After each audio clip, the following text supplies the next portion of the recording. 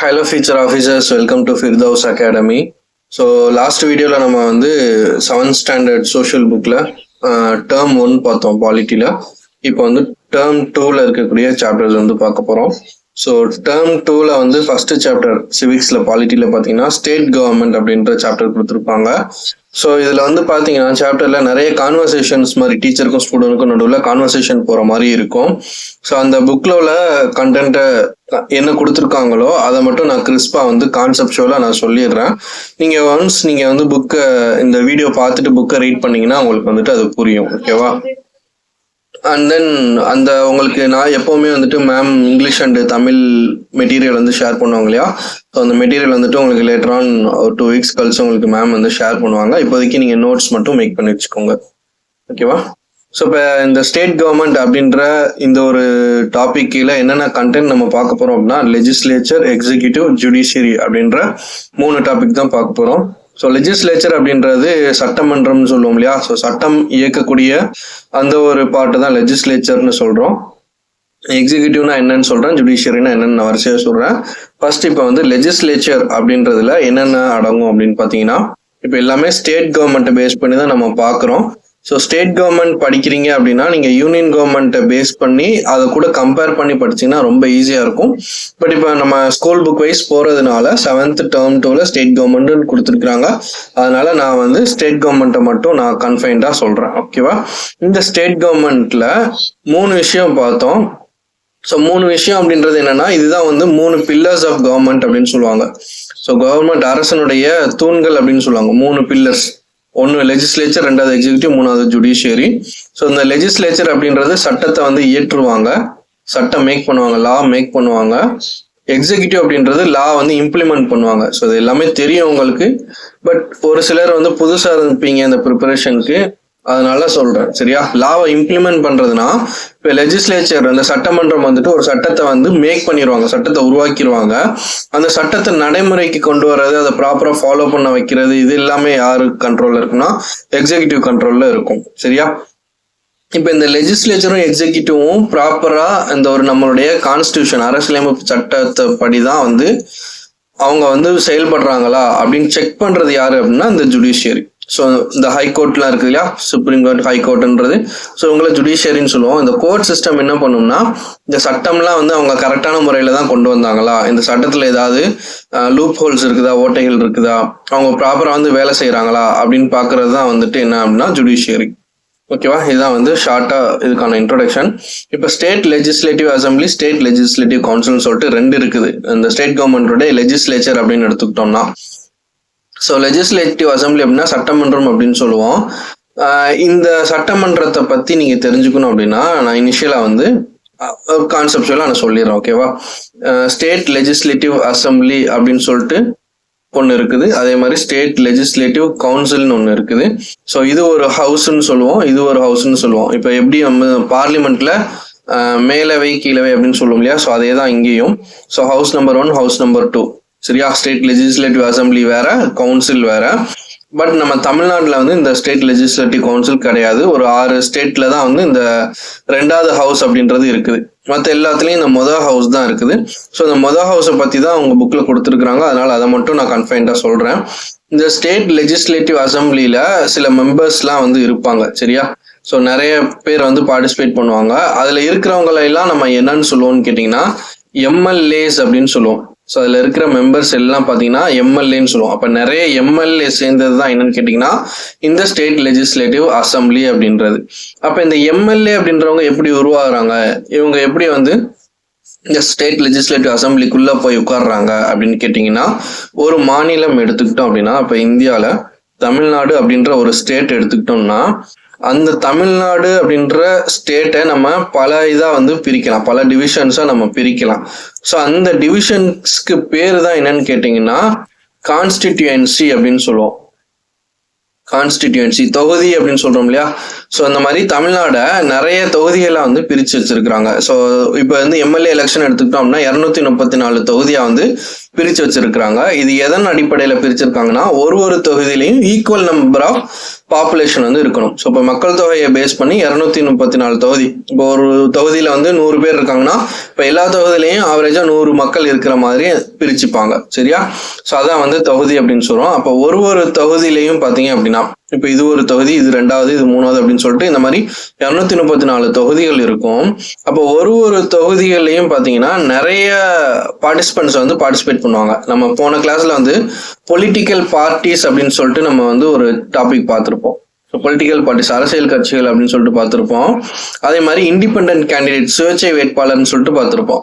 அப்போ ஒரு பொலிட்டிக்கல் பார்ட்டியை ரெப்ரசென்ட் பண்ற விதமா ஒரு கேண்டிடேட்ஸ் வந்து பார்ட்டிசிபேட் பண்ணுவாங்க.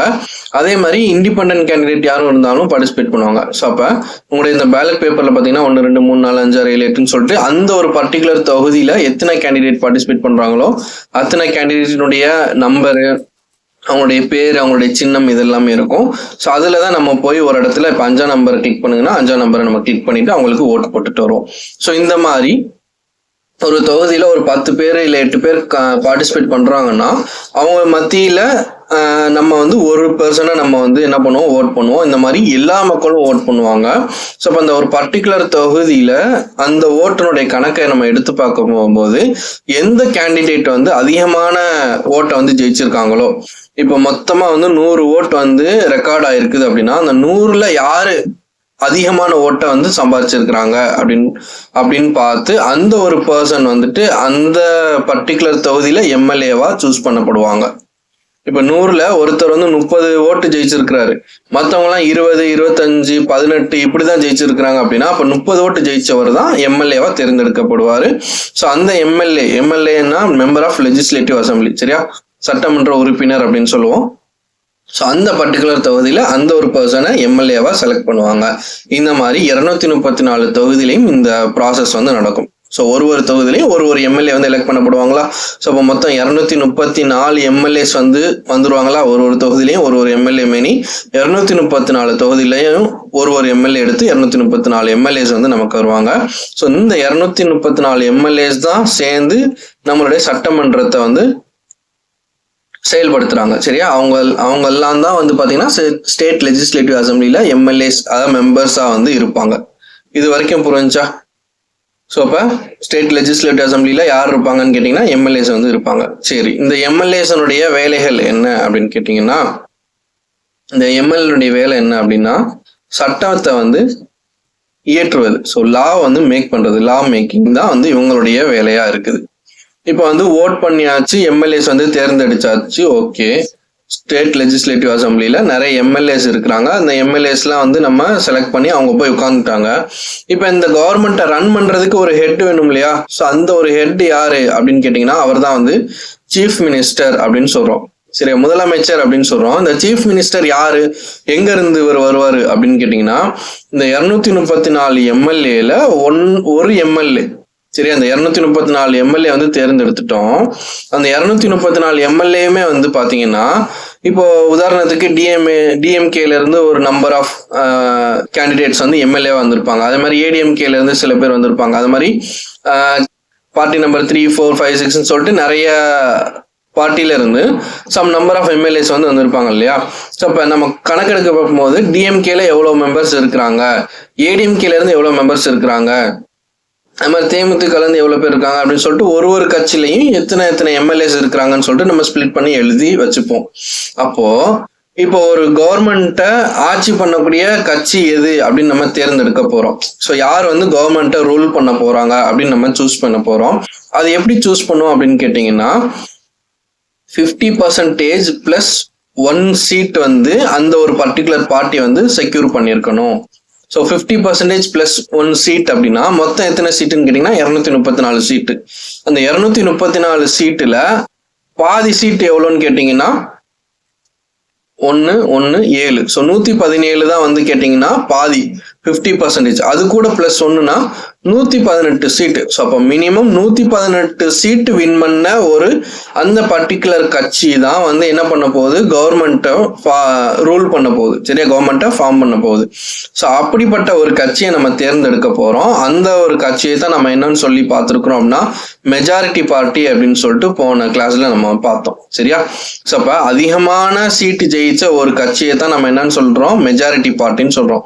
இப்ப எந்த கட்சியுமே தன்னிச்சையா வந்து இந்த 118 சீட்டை வந்து ஜெயிக்கல அப்படின்னா, 118 எம்எல்ஏவை கொண்டு இல்ல அப்படின்னா என்ன பண்ணுவாங்க, 2 கட்சியில 3 கட்சி சேர்ந்து கோயாலிஷன் கவர்மெண்ட் அப்படின்னு சொல்லிட்டு அந்த மாதிரி கூட்டா சேர்ந்து அவங்க வந்து ஒரு கவர்மெண்ட் வந்து ஃபார்ம் பண்ணுவாங்க. ஸோ இது ஆல்ரெடி நம்ம பார்த்துருக்குறோம். சரியா, ஸோ இப்போ இவங்க வந்து மெஜாரிட்டி பார்ட்டி. இப்போ இவங்களுக்கு அடுத்த பிளேஸ்ல இப்போ ஒரு 50 சீட்டு ஜெயிச்ச ஒரு கட்சி இருக்கும் இல்லையா, இவங்க ஃபர்ஸ்ட் பிளேஸ்ல இருப்பாங்க, இவங்க 2வது பிளேஸ்ல இருக்கிறாங்க. இப்போ இந்த 2வது பிளேஸ்ல இருக்கிற கட்சியை தான் நம்ம என்னன்னு சொல்லுவோம் அப்படின்னா அப்போசிஷன் பார்ட்டி அப்படின்னு சொல்லுவோம், எதிர்கட்சி அப்படின்னு சொல்லுவோம். சரியா, புரிஞ்சா இது வரைக்கும்? ஸோ மெஜாரிட்டி பார்ட்டினா அதிகமான சீட் ஜெயிச்சவங்க, அப்போசிஷன் பார்ட்டினா 2வது பிளேஸ்ல இருக்கிறவங்க. அதுவே வந்து இந்த கணக்கிலேயே வந்து சீட்டு ரொம்ப கம்மியா ஜெயிச்ச அந்த ஒரு பர்டிகுலர் கட்சியை நம்ம மைனாரிட்டி பார்ட்டி அப்படின்னு சொல்லுவோம். ஸோ இது மூணுமே ஆல்ரெடி நான் பொலிட்டிக்கல் பார்ட்டின்ற கான்செப்ட் சாப்டர்ல நான் சொல்லியிருக்கிறேன். ஓகேவா, இப்போ வந்து இந்த மெஜாரிட்டி பார்ட்டியில ஒரு தலைவர் இருப்பார் இல்லையா, ஸோ இந்த கட்சிக்குன்னு ஒரு தலைவர் இருப்பார் இல்லையா, ஸோ அப்போ இந்த மெஜாரிட்டி பார்ட்டியினுடைய அந்த ஒரு பர்டிகுலர் லீடரை தான் வந்து சிஎம்மா வந்து அப்பாயிண்ட் பண்ணுவாங்க. கிளியரா? அப்ப இந்த சிஎம்ன்றது யாருன்னு கேட்டீங்கன்னா, இந்த மெஜாரிட்டி பார்ட்டி இருக்குதா, 118 சீட்டு ஜெயிச்ச அந்த ஒரு கட்சி, அந்த 118 சீட்ல அந்த 118 எம்எல்ஏல ஒரு MLA, one of the MLAs. So 118 எம்எல்ஏல இவரும் ஒரு எம்எல்ஏவா இருப்பாரு. அந்த ஒரு எம்எல்ஏவை நம்ம என்னன்னு பண்ணுவோம், சிஎம்மா அப்பாயிண்ட் பண்ணுவோம். அந்த ஒரு எம்எல்ஏ எப்படி இருப்பாருன்னா இந்த மெஜாரிட்டி பார்ட்டியினுடைய கட்சி தலைவரா இருப்பாரு. ஸோ அவரை தான் நம்ம சிஎம்மா செலக்ட் பண்றோம். ஸோ அவரை சிஎம் அப்பாயிண்ட் பண்றது யாரு அப்படின்னு கேட்டீங்கன்னா, இவரை யார் அப்பாயிண்ட் பண்ணுவாங்க அப்படின்னு கேட்டீங்கன்னா ஆளுநர், கவர்னர் தான் வந்து இவரை அப்பாயிண்ட் பண்றாரு. சரியா, ஸோ அப்ப எலெக்ஷன் நடக்குது, ஓட் போட்டு எம்எல்ஏஸ் எல்லாம் எலெக்ட் ஆகி போயிட்டாங்க. மொத்தம் 234 எம்எல்ஏ போவாங்க. ஸோ அதுல நம்ம வந்து இந்த 50% பிளஸ் 1 50% மேற்பட்ட சீட் ஜெயிச்ச அந்த ஒரு பர்டிகுலர் கட்சியை மெஜாரிட்டி பார்ட்டின்னு சொல்றோம். அந்த மெஜாரிட்டி பார்ட்டியினுடைய ஒரு லீடர், ஸோ அந்த ஹெட்டை தான் நம்ம என்னண்டு அப்பாயிண்ட் பண்றோம், சிஎம் அப்பாயிண்ட் பண்றோம். அப்படி அப்பாயிண்ட் பண்ற நபர் யாரு அப்படின்னு கேட்டீங்கன்னா கவர்னர். அவர் தான் வந்து கவர்னர் தான் வந்து சிஎம் அப்பாயிண்ட் பண்ணுவாரு. ஓகே, இப்ப சிஎம் அப்பாயிண்ட் பண்ணியாச்சு. இதுக்கப்புறம் என்ன நடக்கும் அப்படின்னு கேட்டீங்கன்னா, இப்ப சிஎம் வந்துட்டாங்க, சீஃப் மினிஸ்டர் வந்துட்டாங்க, எம்எல்ஏஸ் எல்லாம் இருக்கிறாங்க. ஸோ இந்த சிஎம் அப்பாயிண்ட் பண்ணது யாருன்னா கவர்னர் வந்து அப்பாயிண்ட் பண்றாரு. இப்போ எஜுகேஷன் மினிஸ்டர், ஹெல்த் மினிஸ்டர்னு சொல்லிட்டு நிறைய மந்திரிகள், மினிஸ்டர்ஸ் வந்து இருக்கிறாங்க. ஸோ அப்போ ஒரு டிபார்ட்மெண்ட், ஒரு ஹெட்டையும் நம்ம வந்து என்ன பண்ணணும், ஒரு டிபார்ட்மெண்ட்டையும் கையாளுறதுக்கு ஒரு மினிஸ்டர், ஒரு மந்திரி வந்து நம்ம அப்பாயிண்ட் பண்ணணும்.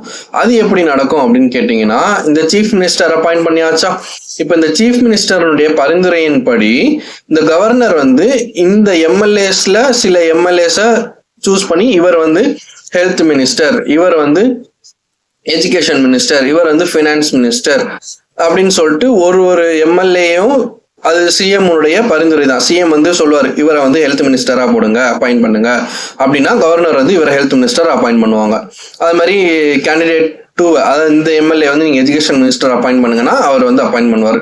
ஸோ இப்போ சிஎம் அப்பாயிண்ட் பண்றது யாருன்னா கவர்னர். அண்ட் இந்த மினிஸ்டர்ஸ் எல்லாம் அப்பாயிண்ட் பண்றது யாருன்னா அதுவும் கவர்னர் தான். எப்படி அப்பாயிண்ட் பண்ணுவாங்கன்னா சீஃப் மினிஸ்டருடைய பரிந்துரையின்படி அப்பாயிண்ட் பண்றாங்க. கிளியரா? ஸோ இந்த மினிஸ்டர்ஸ் எல்லாம் சேர்த்து தான் நம்ம என்னன்னு சொல்லுவோம் அப்படின்னா கவுன்சில் ஆஃப் மினிஸ்டர்ஸ்னு சொல்லுவோம். கவுன்சில் ஆஃப் மினிஸ்டர்ஸ் அப்படின்னு சொல்லுவோம். சரியா, இந்த கவுன்சில் ஆஃப் இந்த மினிஸ்டர்ஸ் எல்லாம் சேர்ந்து தான் கவுன்சில் ஆஃப் மினிஸ்டர்ஸ். இந்த கவுன்சில் ஆஃப் மினிஸ்டர்ஸ்ல முக்கிய மந்திரிகள்னு சொல்லிட்டு இருப்பாங்க. ஸோ முக்கியமான போர்ட்ஃபோலியோ, அந்த முக்கியமான டிபார்ட்மெண்ட்ஸை ஹேண்டில் பண்ற அந்த மினிஸ்டர்ஸை நம்ம கேபினெட் மினிஸ்டர்ஸ்னு சொல்லுவோம். சரியா, ஸோ இதில் சில எக்ஸ்ட்ரா இன்ஃபர்மேஷனும் சொல்லுவேன், புக்கில் உள்ள இன்ஃபர்மேஷனும் சொல்லுவேன். ஸோ நோட் பண்ணிக்கோங்க, நான் சொல்றது அப்படியே கண்டினியூஸாக நோட் பண்ணிக்கோங்க. இல்லை உங்களுக்கு வந்து கொலாப்ஸ் ஆகிற மாதிரி இருக்குன்னா ஃபுல்லாக வீடியோ பார்த்து நீங்கள் அனலைஸ் பண்ணிட்டு திரும்ப ஒரு டைம் நீங்கள் வந்து வீடியோவை ப்ளே பண்ணிட்டு நீங்கள் எழுதிக்கலாம். சரியா, ஸோ இப்போ கவர்னர் வந்து சிஎம் அப்பாயிண்ட் பண்ணுறாரு, அந்த சிஎம்னுடைய பரிந்துரையின்படி மற்ற மினிஸ்டர்ஸ் எல்லாம் அப்பாயிண்ட் பண்ணுறாங்க. ஸோ அந்த மினிஸ்டர்ஸ் எல்லாம் கூட்டாக சேர்த்து தான் கவுன்சில் ஆஃப் மினிஸ்டர்னு சொல்கிறோம். அதில் குறிப்பிட்ட ஒரு குரூப்பை வந்து கேபினெட் மினிஸ்டர்ஸ் அப்படின்னு சொல்கிறோம். இது வரைக்கும் புரிஞ்சா? ஸோ இதுதான் வந்து லெஜிஸ்லேச்சர். ஸோ இதுதான் வந்து ப்ராசஸ், இப்படி தான் நடக்கும். இப்போ நான் வந்து உங்களுக்கு நான் சிம்பிளாக சொல்கிறேன். ஸோ கவர்மெண்ட் அப்படின்றது இருக்குது. அந்த கவர்மெண்ட்ல 2 ஹவுஸ் இருக்குது, state legislative assembly, state legislative கவுன்சில்னு இருக்குது. சரியா? State legislative assembly, state legislative council அப்படின்னு சொல்லிட்டு 2 இருக்குது. இந்த ஸ்டேட் லெஜிஸ்லேட்டிவ் அசம்பிளியில எம்எல்ஏஸ் வந்து இருப்பாங்க. சரியா? அந்த எம்எல்ஏஸ்ல ஒருத்தரை நம்ம வந்து சீஃப் மினிஸ்டரா அப்பாயிண்ட் பண்றோம் அண்ட் மற்ற மினிஸ்டர்ஸ் எல்லாம் அப்பாயிண்ட் பண்றோம். சரியா? ஸோ அப்போ அந்த மினிஸ்டர்ஸ், சீஃப் மினிஸ்டர் இவங்கெல்லாம் சேர்த்து நம்ம என்னன்னு சொல்றோம்? கவுன்சில் ஆஃப் மினிஸ்டர்ஸ்னு சொல்றோம். ஸோ அப்போ ஸ்டேட் லெஜிஸ்லேட்டிவ் அசம்பிளிக்குள்ள யாரெல்லாம் இருப்பாங்க? இவங்க எல்லாருமே யாரு? எம்எல்ஏஸ் தான். அந்த எம்எல்ஏஸ்ல ஒரு சிலரை நம்ம கவுன்சில் ஆஃப் மினிஸ்டர்ஸ்னு சூஸ் பண்றோம். அந்த கவுன்சில் ஆஃப் மினிஸ்டர்ஸ் மொத்த மினிஸ்டர்ல சில பேர் வந்து கேபினெட் மினிஸ்டர்ஸ்னு நம்ம சொல்றோம். ஓகேவா? ஸோ இப்போ இதுல லெஜிஸ்லேச்சர் அப்படின்றது எதுக்குள்ள வரும் அப்படின்னா, அந்த எம்எல்ஏஸ் எல்லாருமே யாருன்னு கேட்டீங்கன்னா லெஜிஸ்லேச்சர். அந்த லெஜிஸ்லேச்சருக்குள்ள இந்த கவுன்சில் ஆஃப் மினிஸ்டர்ஸ்னு ஒரு குரூப் இருக்குது இல்லையா? இந்த குரூப் வந்து நம்ம எக்ஸிக்யூட்டிவ் அப்படின்னு சொல்றோம்.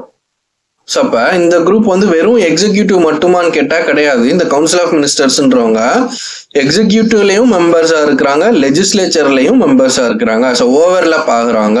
கிளியரா? ஸோ இப்போ ஸ்டேட் லெஜிஸ்லேட்டிவ் அசம்பிளி அப்படின்றத பார்த்தீங்க அப்படின்னா எம்எல்ஏஸ் இருக்கிறாங்க. எம்எல்ஏஸ்ல ஒரு குரூப் கவுன்சில் ஆஃப் மினிஸ்டர்ஸாக இருக்கிறாங்க. அந்த கவுன்சில் ஆஃப் மினிஸ்டர்ல ஒரு குரூப் கேபினெட் மினிஸ்டர்ஸாக இருக்கிறாங்க. ஓகேவா? ஸோ இவங்கெல்லாம் வந்து எக்ஸிக்யூட்டிவ், இவங்க வந்து லெஜிஸ்லேச்சர். ஸோ அப்போ இந்த எம்எல்ஏஸ்லாம் சேர்ந்து என்ன பண்ணுவாங்கன்னா சட்டத்தை வந்து மேக் பண்ணுவாங்க. ஸோ லாவை கொண்டு வர்றாங்க. அந்த லா வந்து நடைமுறைப்படுத்துறது யாருன்னா இந்த கவுன்சில் ஆஃப் மினிஸ்டர்ஸ், இந்த கேபினெட் மினிஸ்டர் அண்டு இவங்க கூட சேர்ந்து இருக்கக்கூடிய கவர்மெண்ட் எம்ப்ளாயிஸ், ஐஏஎஸ் ஆஃபீஸர்ஸ், இவங்க எல்லாமே எக்ஸிக்யூட்டிவ்ஸ்ல வருவாங்க. இந்த கவர்னரும் எக்ஸிக்யூட்டிவ்ல வருவார். சரியா?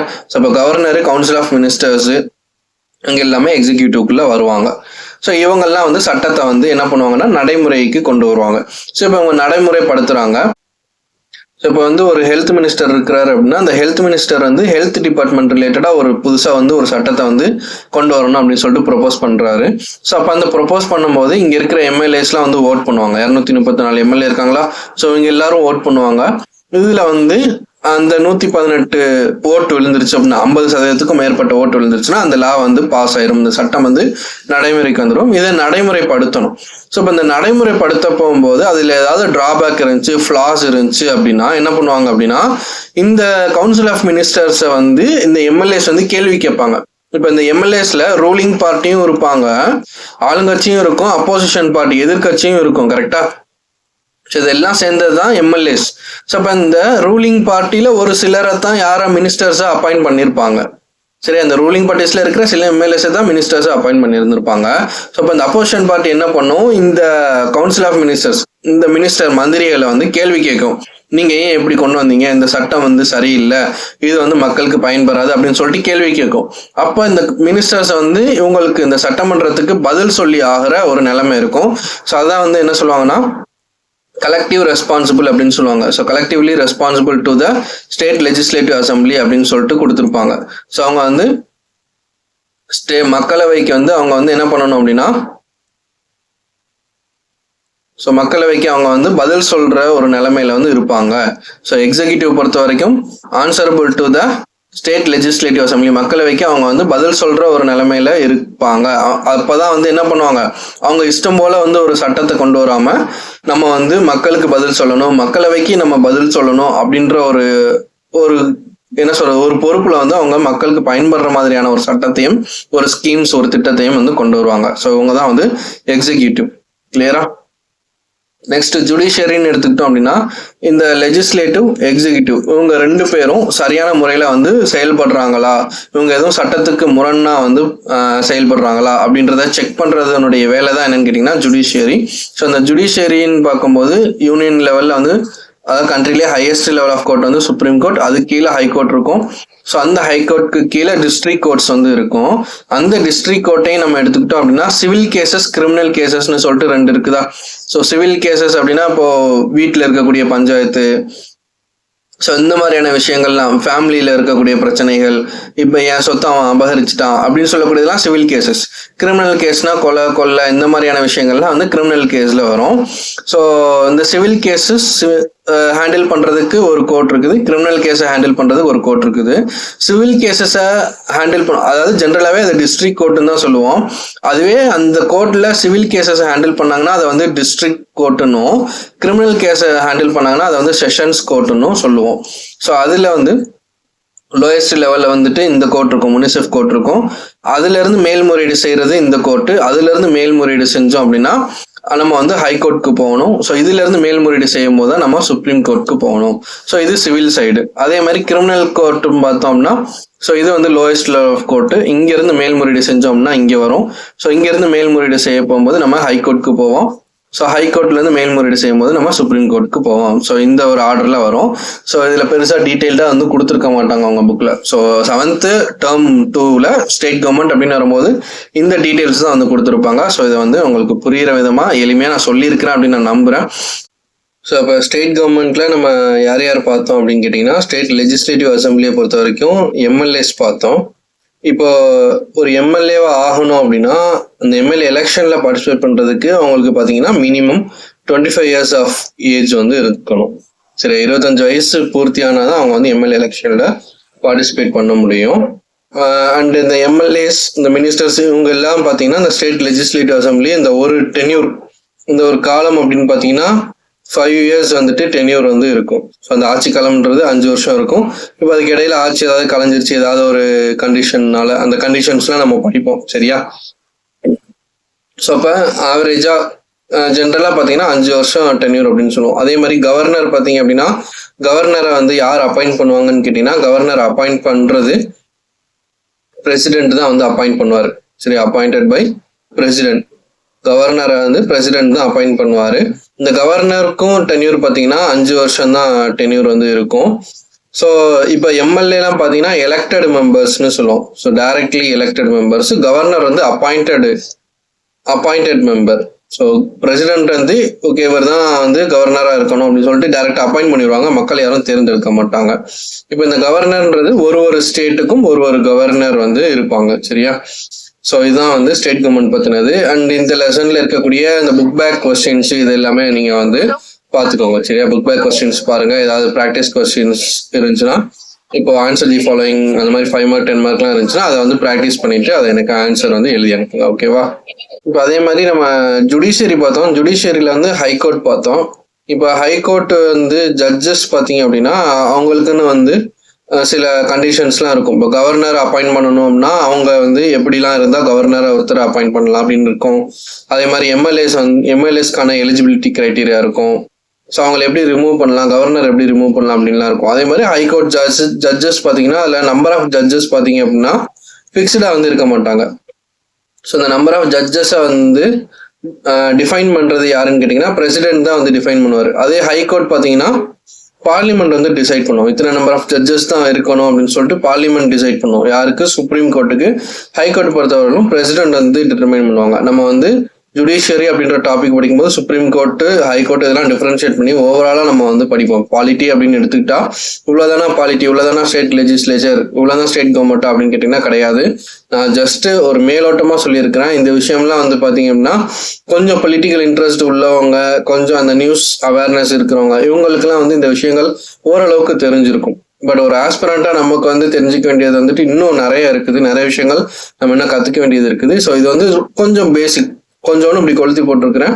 ஸோ இன்னும் கொஞ்சம் போக நம்ம அடுத்தடுத்த கிளாஸில், அடுத்தடுத்த ஸ்டாண்டர்ட்ஸில் நம்ம வந்து நிறைய படிக்கிற மாதிரி இருக்கும். சரியா? இப்போ ஹைகோர்ட் ஜட்ஜை வந்து நம்பர் ஆஃப் ஜட்ஜஸை டிசைட் பண்ணுறது வந்து பிரசிடென்ட் வந்து டிசைட் பண்ணுவார். ஸோ இது அப்பாயின்மெண்ட் பண்ணுறதும் பிரசிடென்ட் தான் வந்து அப்பாயிண்ட் பண்ணுவாங்க. அண்ட் இவங்க ரிட்டையர்மெண்ட் பார்த்தீங்க அப்படின்னா இத்தனை வருஷம் அப்படின்னு இல்லாமல் 62 years ஆஃப் ஏஜ் வந்து அவங்க பூர்த்தியாச்சு அப்படின்னா அவங்க வந்து ரிட்டையர் ஆகணும் அப்படின்ற மாதிரிலாம் வந்து கொடுத்துருப்பாங்க. ஸோ இந்த கண்டிஷன்ஸ்லாம் நம்ம வந்து ஃபர்தராக இன்னும் படிக்கணும்.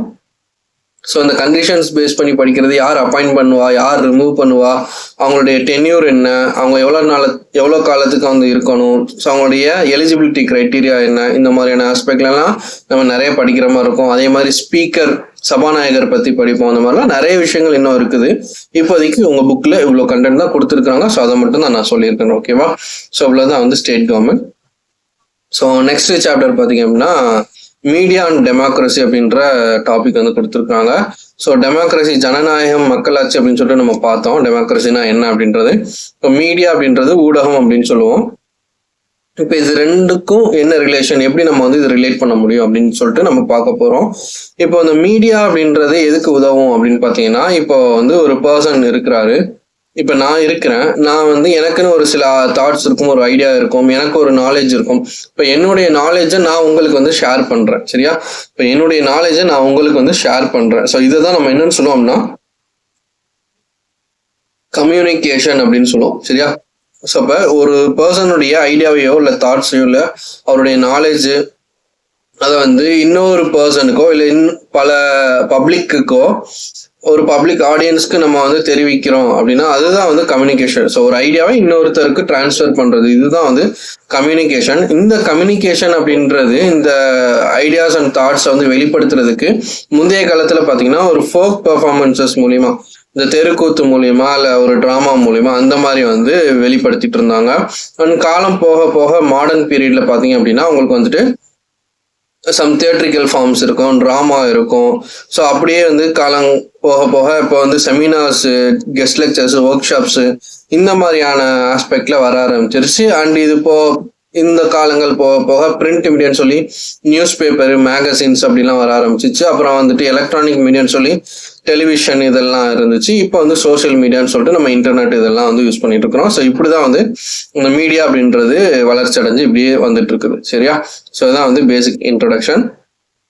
ஸோ இந்த மீடியா அப்படின்றது நான் முன்னாடி சொன்ன மாதிரி என்னது, ஒரு பர்சன்ட்ட இருந்து இன்னொரு பர்சனுக்கு நம்ம வந்து ஒரு இன்ஃபர்மேஷனை பாஸ் பண்றோம். இதுதான் வந்து கம்யூனிகேஷன் சொல்றோம். இப்ப இந்த கம்யூனிகேஷன்ன்றது எதன் மூலியமா நடக்குது, ஸோ எதன் வாயிலாக நடக்குது அப்படின்னு சொல்லக்கூடிய அந்த ஒரு மீடியம் இருக்குது இல்லையா?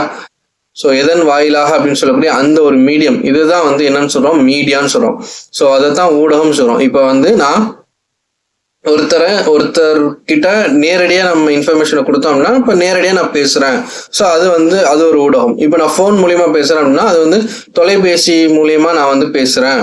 ஸோ அதுதான் வந்து மீடியா. இப்போ நான் வந்து ஒரு யூடியூப் வீடியோ மூலியமா உங்ககிட்ட நான் வந்து என்னுடைய ஐடியாஸ் வந்து ஷேர் பண்றேன் அப்படின்னா ஸோ அப்போ யூடியூப், இந்த இன்டர்நெட், இந்த சோஷியல் மீடியா இதுதான் வந்து நான் பேசக்கூடிய அந்த ஊடகம் அப்படின்றது இதுல வந்து குறிப்பிட்டிருப்பாங்க. சரியா? அப்ப மீடியானா என்னன்னா நம்ம கம்யூனிகேட் பண்றோம், அந்த கம்யூனிகேஷன் எதன் வாயிலாக கம்யூனிகேட் பண்றோமோ அதுதான் வந்து இந்த மீடியா அப்படின்றது. ஓகேவா?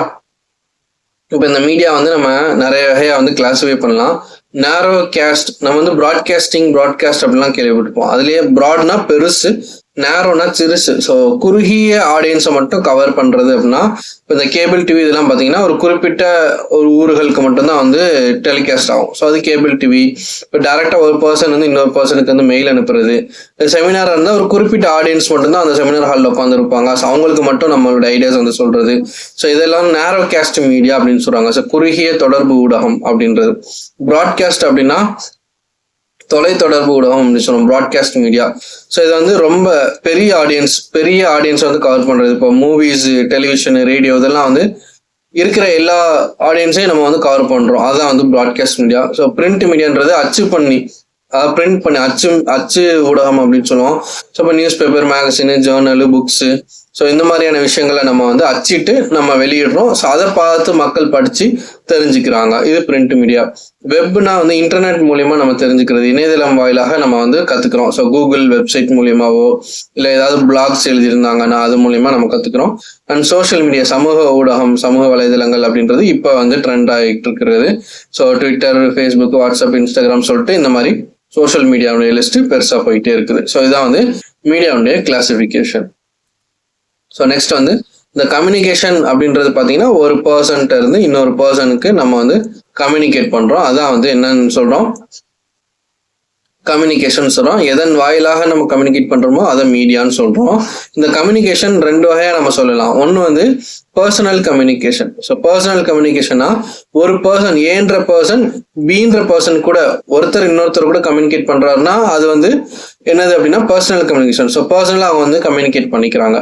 இப்போ அதுவே வந்து ஒரு பர்சன் மல்டிபிள் ஆடியன்ஸ்க்கு போய் ரீச் ஆகிற மாதிரி அவர் வந்து ஒரு விஷயத்த வந்து சொல்றாரு அப்படின்னா அது வந்து என்னன்னு கேட்டீங்கன்னா அதுதான் வந்து மாஸ் கம்யூனிகேஷன். இப்போ உதாரணத்துக்கு இப்போ நான் வந்து இருக்கிறேன், நான் ஒரு பர்சன், நான் வந்து மல்டிபிள் ஆடியன்ஸ்க்கு ரீச் ஆகிற மாதிரி வீடியோஸ் வந்து போஸ்ட் பண்றேன். ஸோ யூடியூப் மூலியமா நான் போஸ்ட் பண்றேன். ஸோ இப்போ இது சோஷியல் மீடியா மூலியமா நான் போஸ்ட் பண்றதுனால இது என்னன்னு கேட்டீங்கன்னா இது ஒரு example of mass communication.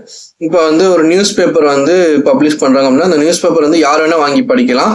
So அப்போ ஒரு எண்டுல இருந்து சரியா ஒரு எண்ட்ல இருந்து மல்டிபிள் எண்ட்ஸை வந்து ரீச் பண்ணுச்சு அப்படின்னா அதுதான் வந்து மாஸ் கம்யூனிகேஷன்.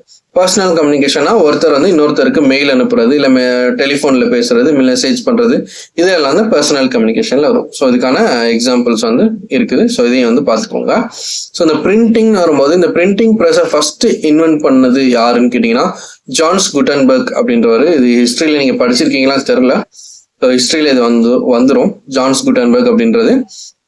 எந்த வருஷம் கேட்டீங்கன்னா 1453.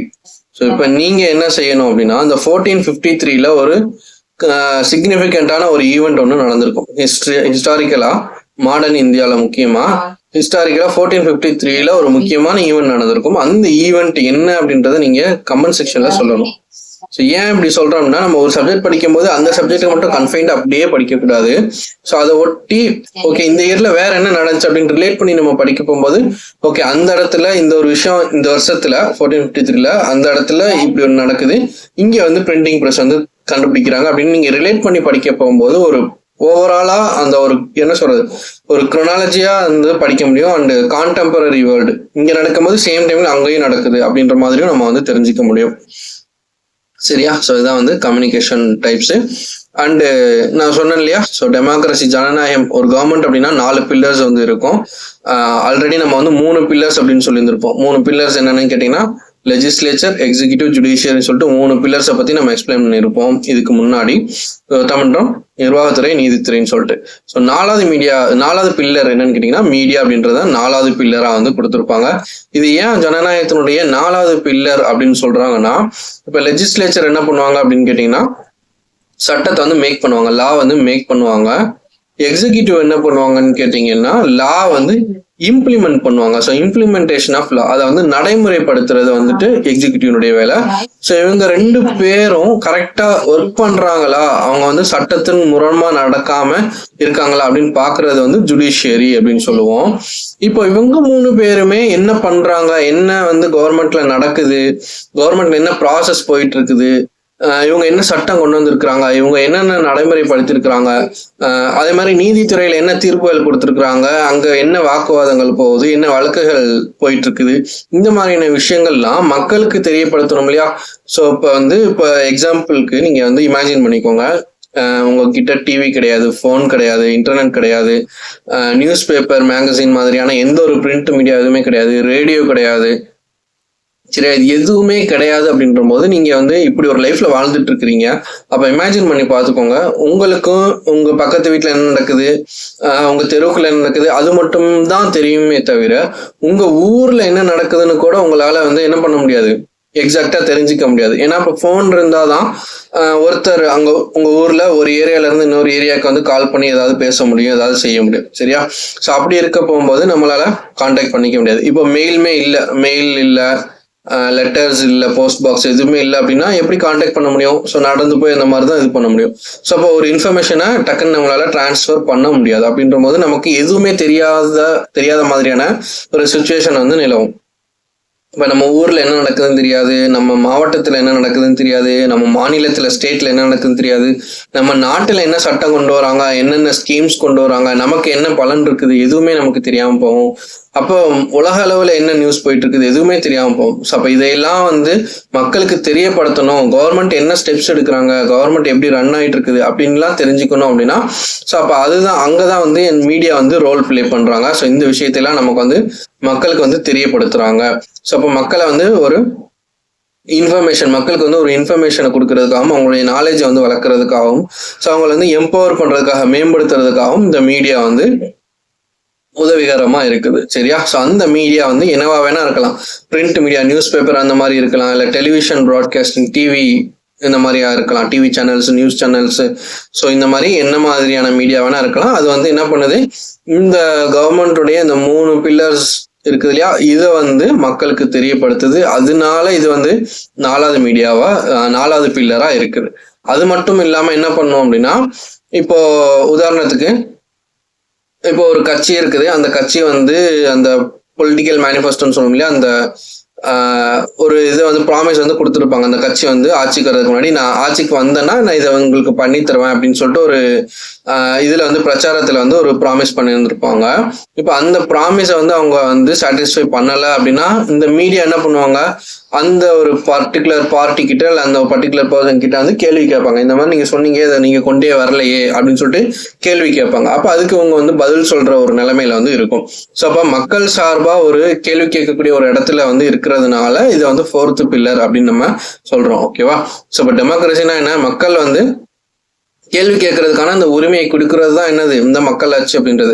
ஸோ மக்களால தேர்ந்தெடுக்கப்பட்டு அந்த ஒரு இடத்துல போய் உட்கார்ந்து மக்களுக்காக அவங்க வந்து இதை வந்து செய்யணும். சட்டத்தை வந்து இயற்றுவதா இருக்கட்டும், ஸோ மக்கள் நலனுக்காக அவங்க வந்து செயலாற்றணும். அதுதான் வந்து மக்களாட்சி அப்படின்றது.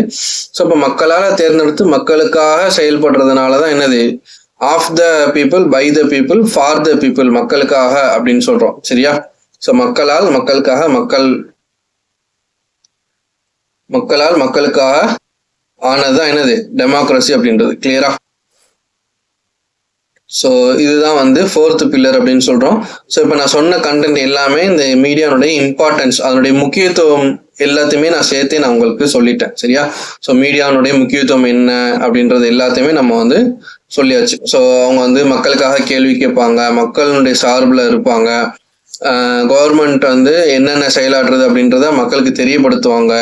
ஸோ அவேர்னஸ் கொண்டு வருவாங்க, நேஷனல் அண்ட் இன்டர்நேஷனல் நியூஸை வந்து கொண்டு வருவாங்க.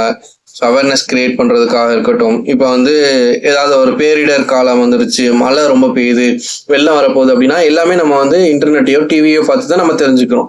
ஸோ இப்போ இதெல்லாம் மக்களுக்கு தெரியப்படுத்தி ஒரு விழிப்புணர்வு கொண்டு வருவாங்க, அவேர்னஸ் கொண்டு வராங்க. இப்போ கொரோனா காலத்தில் வந்து இந்த மாதிரி வீட்லேயே இருங்க, வெளியே போகாதீங்க, சோஷியல் டிஸ்டன்ஸ் மெயின்டைன் பண்ணுங்க, இப்படிலாம் சொன்னாங்க. ஸோ இதெல்லாம் எதன் மூலியமா சொன்னாங்க, ஒரு மீடியா மூலியமா தான் சொன்னாங்க. ஸோ இது எல்லாமே வந்து என்னது, மீடியா தான் பெரிய பங்கு வகிக்குது. ஸோ அதே மாதிரி இந்த எம்பவர்மெண்ட், மக்களை வந்து டெவலப் பண்றதுக்காக இருக்கட்டும், மேம்படுத்துறது எல்லாத்துக்குமே வந்து இந்த மீடியா அப்படின்றது பயனுள்ளதாக இருக்குது. ஸோ இந்த மீடியான்னு வரும்போது இந்தியாவில் இருக்கக்கூடிய ஒரு ரேடியோ ஸ்டேஷன் கேட்டிங்கன்னா ஆல் இந்தியா ரேடியோ அப்படின்றது. இந்த ஆல் இந்தியா ரேடியோ வந்து 1936 வந்து கொண்டு வந்துருப்பாங்க, லான்ச் பண்ணியிருந்திருப்பாங்க. ஸோ இதை வந்து 1956 வந்து ஆகாஷவாணி அப்படின்னு சொல்லிட்டு ரீநேம் பண்ணியிருப்பாங்க. சரியா?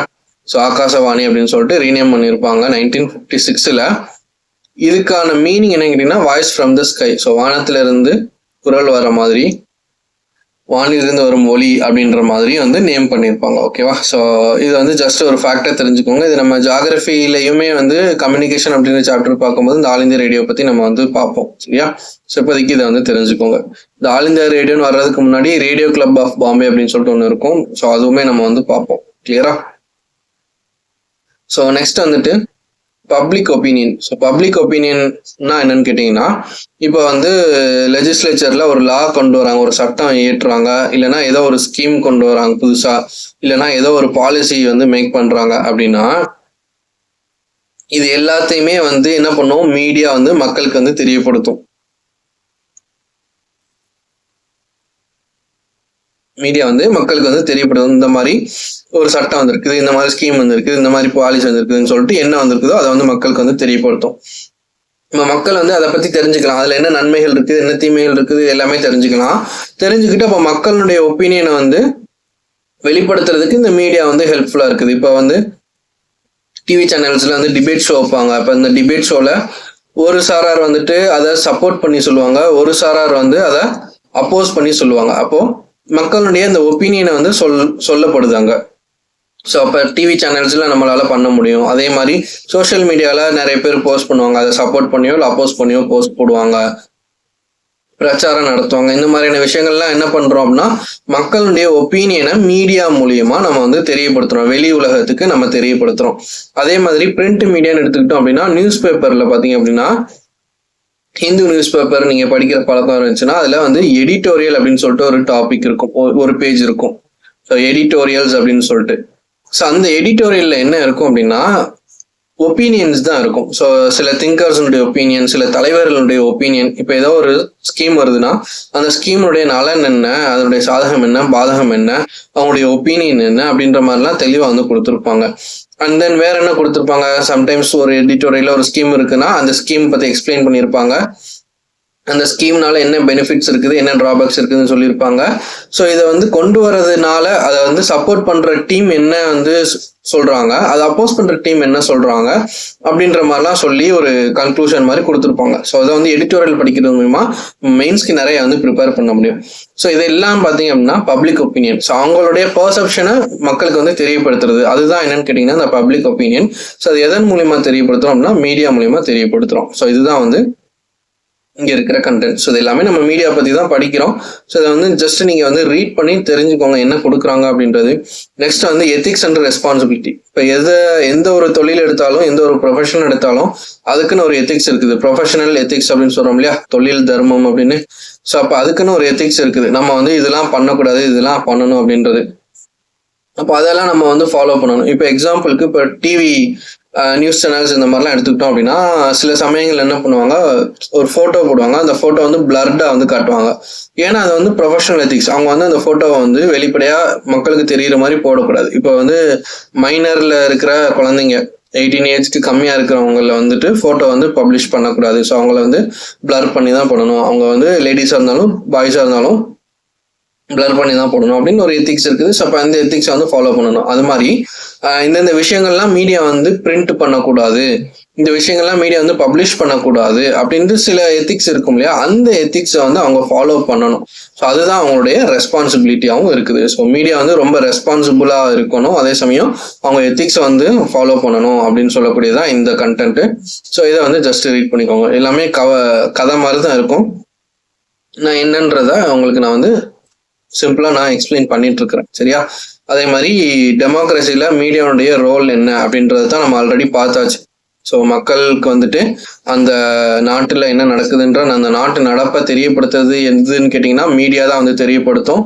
அதே சமயம் அந்த பீப்புளுக்கு வந்துட்டு அந்த ஒரு கவர்மெண்ட் வந்து என்ன கொண்டு வராங்க, என்ன ஸ்கீம் கொண்டு வராங்க அப்படின்றத தெரிஞ்சுக்கிட்டு பீப்புளுடைய அந்த ஒப்பீனியனை வந்துட்டு அதே மீடியா மூலியமா நம்ம வந்து தெரியப்படுத்துறோம், இல்லை அப்போசிஷன் வந்து தெரிவிக்கிறோம், சரியா? So the day to day happenings, இப்போ நாட்டு நடப்பு அன்றாட விஷயங்களை வந்துட்டு நம்ம வந்து தெரிஞ்சுக்கிறதுக்கு இந்த மீடியா வந்து உதவுது. ஸோ இதுதான் வந்து என்னது, டெமோக்ரஸியில் ஒரு மீடியா வந்து ரோல் பிளே பண்ணுது. அதே சமயம் இப்போ இந்த மீடியா பர்சன்ஸ் வந்து கேட்குறாங்க இல்லையா, ஸோ நீங்கள் வந்து ப்ராமிஸ் பண்ணீங்க இந்த மாதிரி, ஆனால் இந்த விஷயத்த நீங்கள் வந்து கொண்டு வரலையே, நடைமுறைப்படுத்தலையே அப்படின்னு கேட்குறாங்க. இல்லை நீங்கள் இப்படி ஒரு விஷயம் சொன்னீங்க, இதில் என்ன யூஸ் இருக்குது, இதில் மக்களுக்கு என்ன பலன் இருக்குது, இல்லை மக்களுக்கு இப்படி ஒரு பாதகம் ஏற்படுமே, அதை எப்படி நீங்கள் சால்வ் பண்ணுவீங்க, இப்படிலாம் கேள்வி கேட்குறாங்க இல்லையா.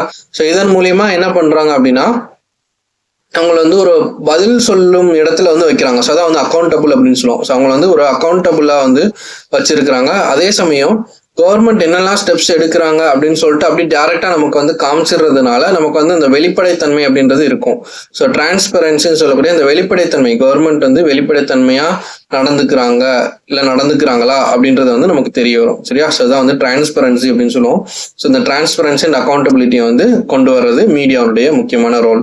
ஸோ இப்போ நான் சொல்லக்கூடிய பாயிண்ட்ஸ்லாம் முக்கியமான பாயிண்ட்ஸ், அதெல்லாம் வந்து 1, 2, 3 அப்படின்னு சொல்லிட்டு போட்டு எழுதி வச்சுக்கோங்க. ஸோ மீடியாவுடைய ரோல் என்ன, அதோட இம்பார்ட்டன்ஸ் என்ன, மீடியானா என்ன, இந்த மாதிரியான விஷயங்கள் தான் நமக்கு வேணும். டெமோக்ரஸியில மீடியாவுடைய ரோல் என்ன, அதோட முக்கியத்துவம் என்ன, இதை தான் நம்ம வந்து தெரிஞ்சுக்கணும். ஸோ இதுதான் மெயின்ஸ் பெர்ஸ்பெக்டிவ்ல நமக்கு வந்து கேட்கறதுக்கான வாய்ப்புகள் உண்டு, சரியா? ஸோ இது எல்லாமே நான் வந்து சொன்ன விஷயங்கள் தான்.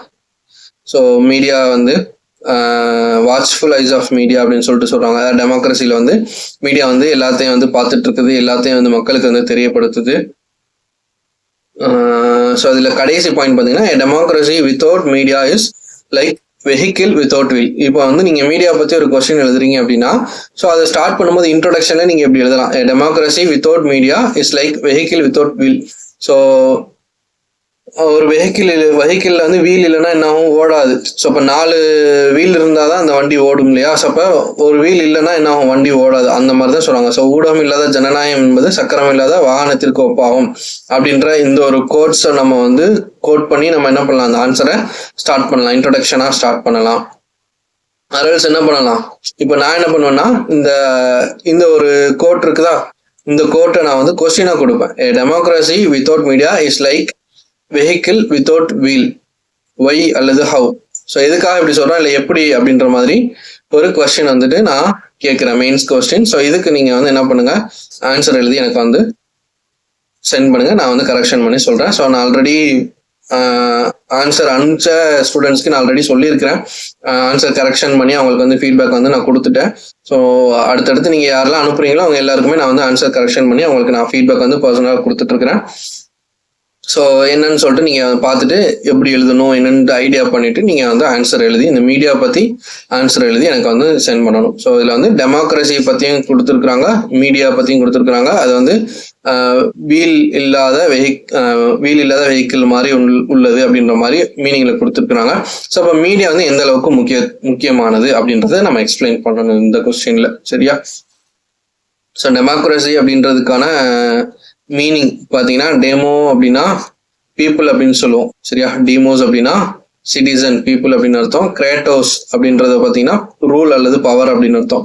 ஸோ அப்போ டெமோக்ரஸி அப்படின்றது ஒரு கிரீக் வேர்ட்ல இருந்து எடுத்தது. So Greek words demos, kratos அப்படின்ற 2 வேர்டு ஆனது தான் டெமோக்ரஸி அப்படின்றது. ஸோ அதனால தான் என்னன்னு சொல்றோம், பீப்புள்ஸ் ரூல் அல்லது ரூல் பை த பீப்புள் அப்படின்னு சொல்லிட்டு டெமோக்ரஸிக்கு மீனிங் வருது. ஸோ இதை தெரிஞ்சுக்கோங்க. டெமோக்ரஸின்ற வேர்டு எந்த லாங்குவேஜ்ல இருந்து வந்தது அப்படின்னா கிரீக் வேர்டு. ஸோ அது என்ன 2 வேர்டு, அதுக்கான மீனிங் என்ன அப்படின்றது தெரிஞ்சா போதும். ஓகேவா? நெக்ஸ்ட் லோக்கல் மீடியா, உள்ளூர் ஊடகம் அப்படின்றது இந்த உள்ளூர்ல வந்து நியூஸ் பேப்பர் வந்து இருக்கும் இல்லையா, உள்ளூர்ல இருக்கிற நியூஸ் பேப்பர் இல்லை உள்ளூர் லோக்கல் சேனல்ஸ். ஸோ இதெல்லாம் வந்து லோக்கல் மீடியான்னு சொல்லுவோம். ஸோ ஜஸ்ட் அவ்வளோதான், வாட் இஸ் வாட்னு மட்டும் அது தெரிஞ்சா போதும். ஓகேவா? ஸோ நெக்ஸ்ட் கன்க்ளூஷன்ல வந்துட்டு மீடியான்றது இவ்வளோ வேலைகள் வந்து பண்ணுது, நம்மளுடைய இன்ஃபர்மேஷன் வந்து நமக்கு வந்து தெரியப்படுத்துது அப்படிலாம் சொல்லிட்டு நம்ம வந்து கன்க்ளூட் பண்றோம் இந்த சாப்டரை. ஓகேவா? ஸோ இந்த மீடியா பொறுத்த வரைக்கும் டெமோக்ரஸியில் என்ன ஒரு முக்கியத்துவத்தை வந்து வைக்குது, அதனுடைய இம்பார்ட்டன்ஸ் என்ன, அதனுடைய ரோல் என்ன. ஸோ இதை தெரிஞ்சுக்கோங்க. இதை தெரிஞ்சுக்கிட்டு இந்த சாப்டர் ஃபுல்லாக ரீட் பண்ணிட்டு நான் கேட்ட அந்த ஒரு மெயின்ஸ் கொஸ்டினுக்கான ஆன்சரை வந்து எழுதி சென்ட் பண்ணுங்க. அண்ட் தென் இந்த சாப்டர்ல இருக்கக்கூடிய அந்த புக் பேக் எக்ஸசைஸ், இந்த choose the best answer, match the following, fill in the blanks, இது எல்லாத்தையும் நீங்கள் வந்து பார்த்து இதை வந்து சால்வ் பண்ணி வச்சுக்கோங்க. சரியா? ஸோ இதையுமே வந்து ஸ்டேட்மெண்ட்டாக டிஎன்பிசியில் வந்து கேட்கலாம். ஸோ அதனால புக் பேக் கொஸ்டின்ஸ் வந்து மிஸ் பண்ணாமல் இது எல்லாத்தையுமே வந்து பார்த்துக்கோங்க. சரியா? ஸோ தேங்க்ஸ் ஃபார் வாட்சிங் ஃபிர்தௌஸ் அகாடமி. ஏதாவது டவுட்ஸ் இருந்துச்சுன்னா நீங்கள் வந்து தாராளமாக கமெண்ட் செக்ஷனில் போடுங்க, நான் வந்து எக்ஸ்பிளைன் பண்ண ட்ரை பண்ணுறேன். ஓகேவா? தேங்க்யூ.